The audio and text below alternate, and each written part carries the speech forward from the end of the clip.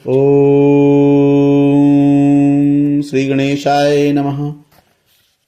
श्री परमात्मने नमः।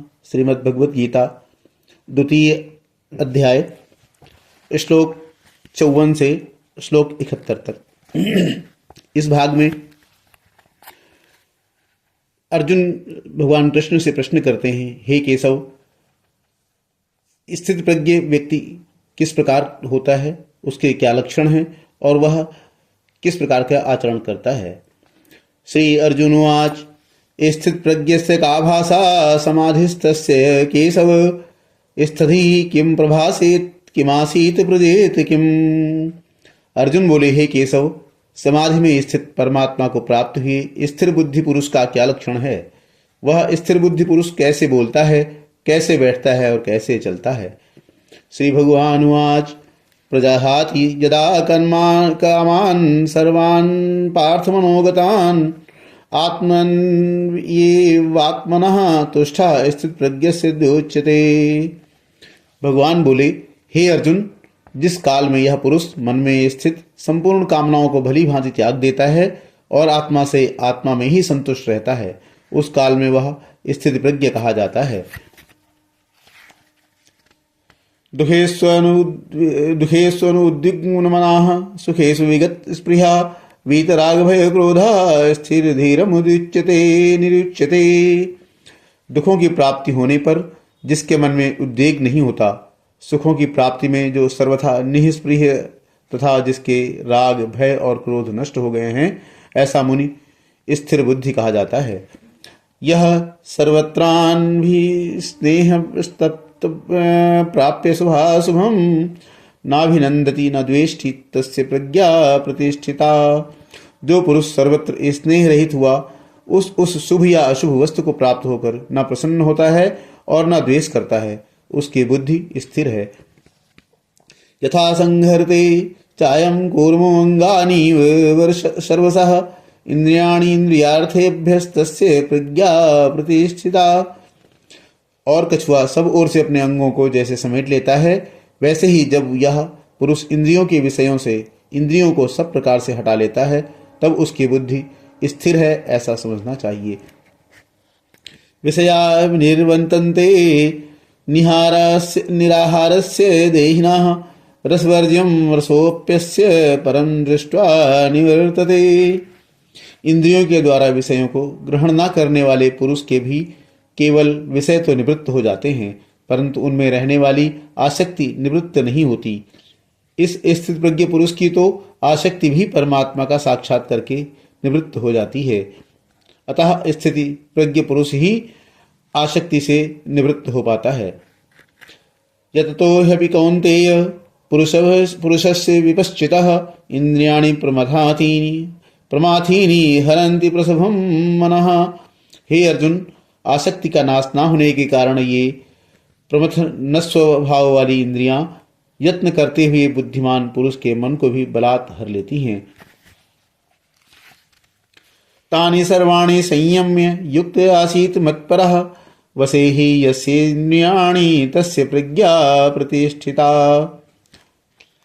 इसलिए साधक को चाहिए कि वह उन संपूर्ण इंद्रियों को वश में करके समाहित चित्त हुआ मेरे परायण होकर ध्यान में बैठे, क्योंकि जिस पुरुष की इंद्रियां वश में होती हैं, उसी की बुद्धि स्थिर हो पाती है। ध्यायतो विषयान् पुंसः संगस्तेषु जायते संगात् संजाते कामः कामात् क्रोधो अभिजायते।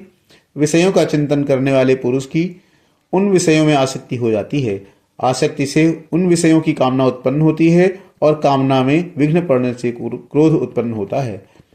क्रोधात् भवति सम्मोहा सम्मोहात् स्मृति विभ्रमः स्मृतिभ्रंशात् बुद्धिनाशो बुद्धिनाशात् प्रणश्यति। क्रोध से अत्यंत मूढ़ भाव उत्पन्न हो जाता है, मूढ़ भाव से स्मृति में भ्रम हो जाता है, स्मृति में भ्रम हो जाने से बुद्धि अर्थात ज्ञान शक्ति का नाश हो जाता है, और ज्ञान शक्ति का नाश हो जाने से यह पुरुष अपनी स्थिति से गिर जाता है। राग द्वेष वियुक्तस्तु विषयानिन्द्रियश्चरण आत्मवश्यैरि विधेय आत्मा प्रसादम अधिगच्छति।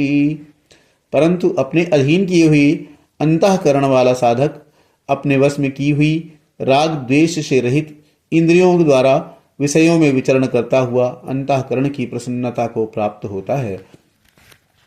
प्रसादे सर्वदुखानां हानिरस्योपजायते प्रसन्न चेतसो ह्यासु बुद्धि पर्यवतिष्ठते। अंतःकरण की प्रसन्नता होने पर इसके संपूर्ण दुखों का अभाव हो जाता है और उस प्रसन्न चित्त वाले कर्मयोगी की बुद्धि शीघ्र ही सब ओर से हटकर एक परमात्मा में ही भली भांति स्थिर हो जाती है। नास्ति बुद्धिर्युक्तस्य न चायुक्तस्य भावना न चाभावयतः शांतिर्शान्तस्य कुतः सुखम। न जीते हुए मन और इंद्रियों वाले पुरुष में निश्चयात्मिका बुद्धि नहीं होती और उस अयुक्त मनुष्य के कारण अंतःकरण में भी भावना नहीं होती तथा भावनाहीन मनुष्य को शांति नहीं मिलती और शांति रहित मनुष्य को सुख कैसे मिल सकता है। अर्थात जिस व्यक्ति के मन में शांति नहीं है वह मनुष्य सुख का अनुभव नहीं कर सकता। इंद्रियाणाम ही चरताम यन्मनो अनुविधीयते तदस्य हरति प्रज्ञां वायुर्नावं भीमांभसी। क्योंकि जैसे जल में चलने वाली नाव को वायु हर लेती है वैसे ही विषयों में विचरती हुई इंद्रियों से मन जिस इंद्रिय के साथ रहता है वह एक ही इंद्रिय इस अयुक्त पुरुष की बुद्धि को हर लेती है। तस्माद्यस्य महाबाहो निगृहीतानि सर्वशः इंद्रियाणि इंद्रियार्थेभ्यस्तस्य प्रज्ञा प्रतिष्ठिता।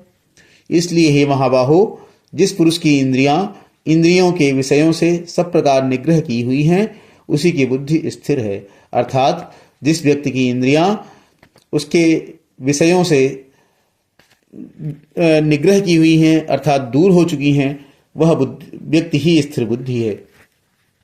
या निशा सर्वभूतानां तस्यां जागृति संयमी तस्यां यस्यां जागृति भूतानि सा निशा पश्यतो मुनिः। संपूर्ण प्राणियों के लिए जो रात्रि के समान है उस नित्य ज्ञान स्वरूप परमानंद की प्राप्ति में स्थित प्रज्ञ योगी जागता है और जिस नाशवान सांसारिक सुख की प्राप्ति में सब प्राणी जागते हैं परमात्मा के तत्व को जानने वाले मुनि के लिए वह रात्रि के समान है। आपूर्यमाणाचलम अचलम प्रतिष्ठितम समुद्रमापः प्रविशन्ति यद्वत् तद्वात् कामायं प्रविशन्ति सर्वे स शान्तिं आपनोति न काम कामी।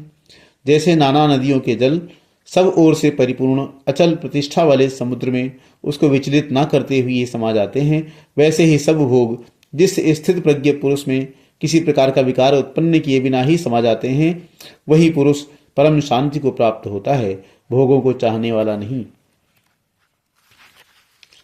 विहाय कामान्यः सर्वान् पुमांश्चरति निःस्पृहः निर्ममो निरहंकारः सा शांतिम् अधिगच्छति। जो पुरुष संपूर्ण कामनाओं को त्याग कर ममता रहित, अहंकार रहित और स्पृहा रहित हुआ विचरता है वही शांति को प्राप्त होता है, अर्थात वह शांति को प्राप्त है। ऐसा ब्राह्मी स्थिति पार्थ नयनां प्राप्य मुह्यति स्थित्वास्यान्मन्तकाले अपि ब्रह्म निर्वाणं मृच्छति। हे अर्जुन, यह ब्रह्म को प्राप्त हुए पुरुष की स्थिति है। इसको प्राप्त होकर योगी कभी मोहित नहीं होता और अंतकाल में भी इस ब्राह्मी स्थिति में स्थित होकर ब्रह्मानंद को प्राप्त हो जाता है, अर्थात स्थिर बुद्धि व्यक्ति ही ब्रह्म को प्राप्त होता है। ओम तत्सदिति श्रीमद्भगवद्गीतासु उपनिषत्सु ब्रह्म विद्यायां योग शास्त्रे श्री कृष्ण अर्जुन संवादे सांख्य योगो नाम द्वितीयो अध्यायः। द्वितीय उत्तरार्ध समाप्त। बोलिए श्री कृष्ण भगवान की जय हो।